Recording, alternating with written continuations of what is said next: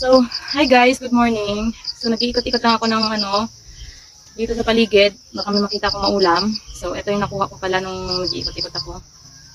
Tadan! Ayan, di ba? Ang sarap nito sa gata, panggisa, bola-bola. Ayan. So, malaki pa siya, oh. Marami-rami rin to pagka niluto. Kaming dalawa lang naman ng anak ko, so, kasyang-kasya to sa amin. So, meron pa. Oh, di ba? Native papaya. Ayan.